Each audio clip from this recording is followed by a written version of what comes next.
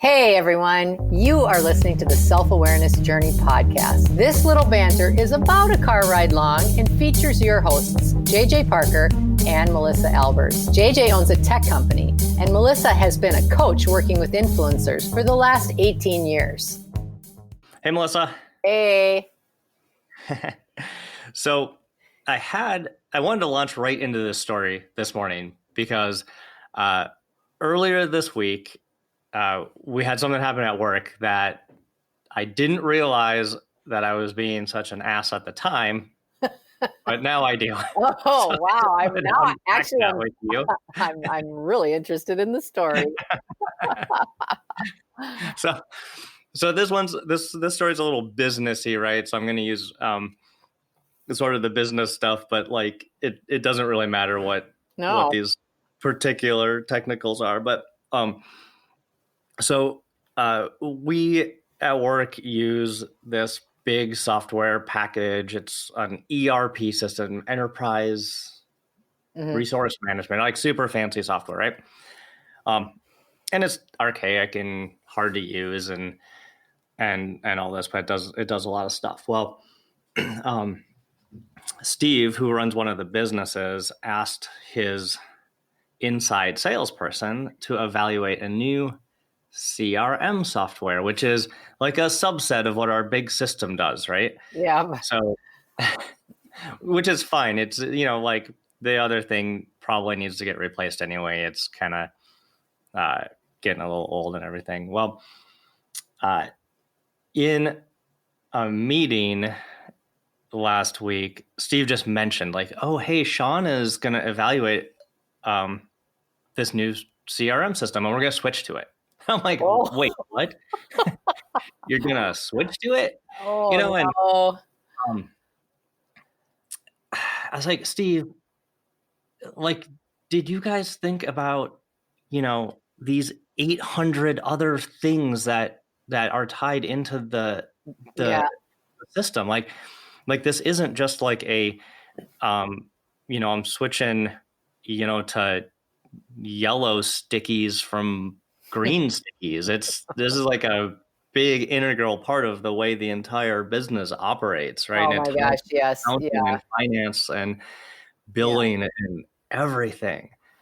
And so Steve talked about it. I kind of was like, kind of got pretty anxious about that conversation. And then poor Sean, who was tasked with evaluating this project, invited me into his Slack channel. So Slack is like the little chat tool we use to keep in sync. And keep in sync or not, yeah. And I popped into the Slack channel and started firing questions at Sean, about how he evaluated this and if he considered all of these different things. And I realized that poor Sean just walked right into a chipper shredder. Right? And I think that chipper shredder was me. A chipper shredder named JJ. That sounds scary. Yeah. Well, and I didn't mean, obviously I Sean's a great guy, and he was taking this assignment really seriously, and he actually did a really great job. And Steve was well-intentioned. He wasn't, but for whatever reason, this particular topic just absolutely sent me sideways, right? Huh. And I was looking for any and every reason to make it so everything that was decided was like dumb or wrong or had some problem. I was just looking for problems. And so this week I thought, why was I doing that? Like, these are good people. They work hard. They're smart. They make good decisions. And just because I got knocked off center with them wanting to switch a system out, which like logically is like, okay, you want to switch it out? Let's work through that, right? Instead of logically just going through that, I just kind of went a little bit crazy for a couple of days. Why do you think that is? Well, I think it's because every time we've done a really big systems change at the company, it's been really hard. Yeah. It's a lot of work. It's a lot of thinking. It's expensive. And it's very expensive. Yep. And, like none of them really go according to the initial plan or hope, but that's just how it is. I know all that. I know all that. It's not my first rodeo or even my second. It's probably my third or fourth rodeo. So by this time, I should be an expert, right? Certainly with the clown barrel, for sure. I'm definitely going to miss the barrel. So I was thinking about how past experiences can really trigger like a strong emotional reaction, even though those experiences might be completely different to the current situation. Yeah. Right. When we switched systems in the past, like they were tough, but that scenario was actually pretty different than today's scenario. Yeah. But one thing I don't hear you mentioning though was your how you were your emotional state, like the state of the union, the state of what's happening in the world, all of these things going on right now have a huge impact on how you even respond to a standard conversation in the workplace. Mm-hmm. Don't you think? Because I think, you're being hard on yourself right now. And the way you describe yourself is, not at all how I know you. You're a very moderate person, and it takes a lot for you to get really riled up. As a matter of fact, even when you're in full cry, most people may not even notice. So, right. That was maybe my internal version of that story. Externally, people would kind of be like, maybe JJ's a little miffed. or, well, that's funny. JJ asked a few more questions than he usually does, and then he was more quiet than normal. Huh. He must have been hungry. But you know what though? Whatever it was internally. Yeah, you were having. I was really not okay. What I think is super interesting though is what you're calling out is the difference between your centered place and your internal dialogue, and how you were feeling, what you were thinking, how you were saying. All of those things were something was not in alignment. So you were feeling really, really off, and it was magnifying your response to Sean, because I think while all of those things are true and very logically spoken, the way that you just described the story, the one thing that you never mentioned was the fact that we are all under emotional duress right now. Mm-hmm. Everybody has much higher emotions than normal. People are having a lot more time to have their feelings. People are having a lot more time to sit around and create and think, and so I think that's a really interesting thing. So you take that scenario and the emotion behind that scenario, and you add it to the scenario of, oh my gosh, I've been down this road before, and I don't like this road, Yeah. Well, maybe I hear what you're saying. Like even, that road, the switching out the systems road for me, certainly has an amount of anxiety. It certainly is a big amount of change. Yes. So it could be that what I'm really responding to was the change that's happened with the stay-at-home order stuff, combined with a change in a critical business system, was just too much for me to deal with. Yeah. Right. Yeah. Yeah. And there's nothing wrong with any of that. Like, you get to have those feelings. Thanks. Yeah. I mean, well, but you just do. You get to. We all do. Like, that's my point. That's my point. So often when I'm having these conversations, and you and I have had these conversations, you've given me these same pieces of wisdom when the tables have been turned. It's like sometimes when we're in the middle of it, when we're in the middle of these emotional, stressful experiences, it's impossible, if not extremely challenging, to have objectivity about it. And then a lot of times, I think when I get to that state, or when I've been to that state in the past, like that's the time where you want to avoid having to make other decisions, right? Or, anything else that's going to have a strong impact on the people, especially in leadership, especially as a leader. Right. I don't want my chipper shredder to be on wheels, roaming around, just looking for. Oh my gosh. It's just like that stupid movie Fargo. Is that your friend there in the chipper? So so what happened then? Oh, I just like an absolute professional decided to ignore the entire thing for like the rest of the week. I made a conscious decision to avoid. Oh my gosh. So what I'm going to do though is right after we're done here, I'm going to take this episode and I'm going to send it to Sean and Steve. So at least they know this will be my apology. Oh, wow. No, but I did. I just didn't want to deal with it, right? Like I did not want to deal with it. So like in order to get the rest of my work done for the week, I decided, and I was actually talking with one of my friends about how I was going to actually ignore that topic for the rest of the week. So I made actually a conscious decision to not engage with it because I knew that I wasn't in an emotional state to be helpful. Like I could only be kind of destructive around that topic until I got myself to a spot where I wasn't so anxious about it. Right?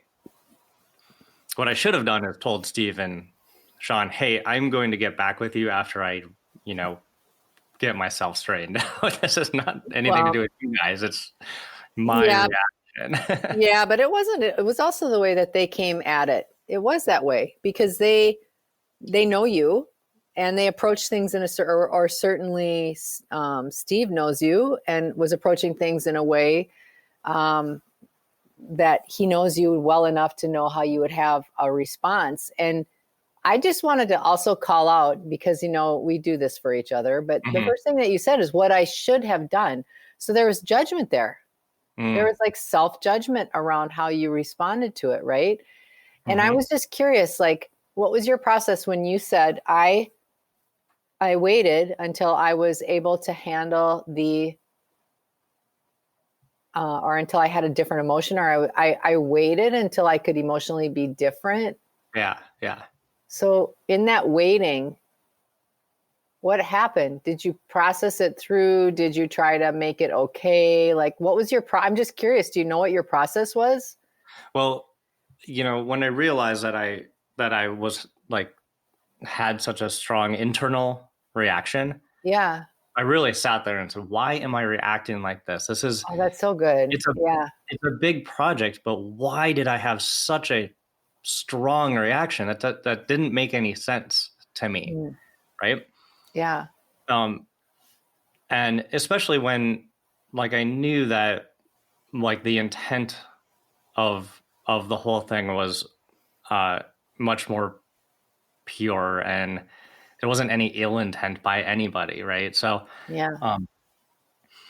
so I did, I had to recognize the emotion. And then for me, I had to really try to look inside to see like what things would influence like that response. Emotion, that response. Like, and that's why right away when we started talking this morning, that like is the past, these past experiences are influencing the way I'm reacting to an emotion. That's interesting. Right or wrong, right? Like, and a lot of times the the past things aren't the same as the current things. Like the past situations are different than the current situation. But it's so easy to not realize that they're different. That like, oh, well, it went terribly before, so this time it's going to go terribly again. You know, you really got to think. I really had to stop and think like about that right there. That's so interesting because you're right. Like that happens with all sorts of scenarios and all sorts of people, relationships, where you'll have an instant, like for me, the way that I'm just like in alignment with you right now is there was a particular customer that I had that every time that he would get upset about something, I would shrink back.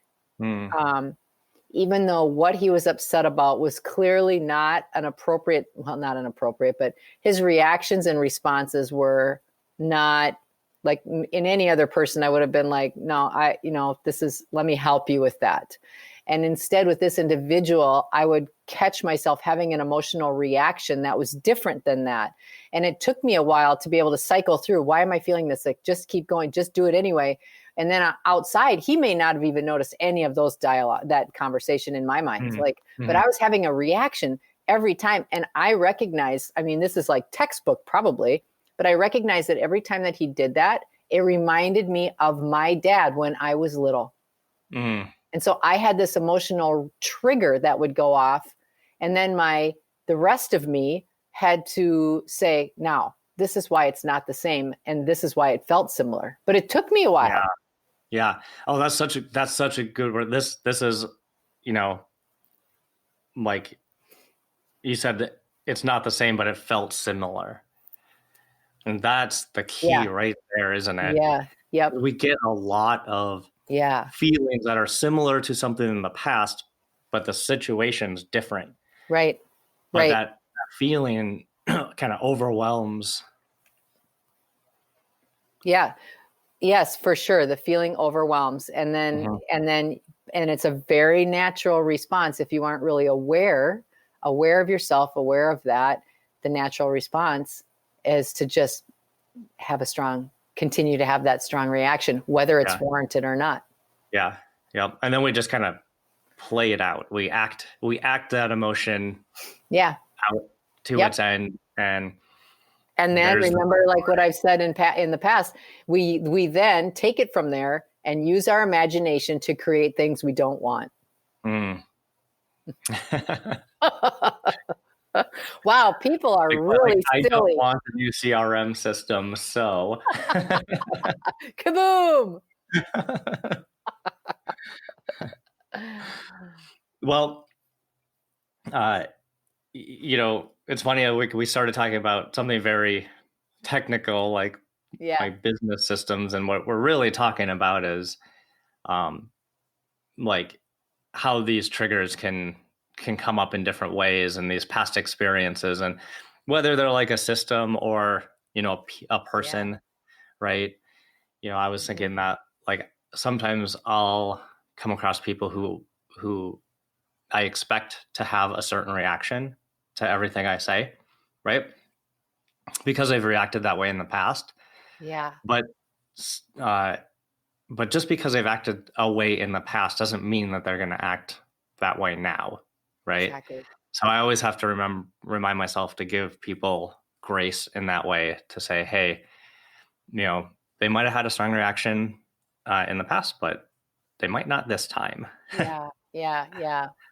Well, thanks for sharing that story, because first of all, it's hard to tell your own stories. Sometimes it can be a little challenging, and it's really challenging to do it when it's recent. So thank you for doing that. All right. And I'm going to hit the send button on this and shoot it right over to Steve and John. We hope that you've enjoyed today's episode. Our mission is to help people become happier and more effective by gaining insight into their own thoughts and feelings. We'd love your support. First, share this podcast with anyone you think might enjoy it. Second, leave us a rating or review on your favorite podcast site. This helps others discover the podcast so we can reach more people. And third, sign up for our newsletter at theselfawarenessjourney.com. This will help us communicate better with you and build our community. Thank you so much for joining us in the Self-Awareness Journey. We'll see you next week.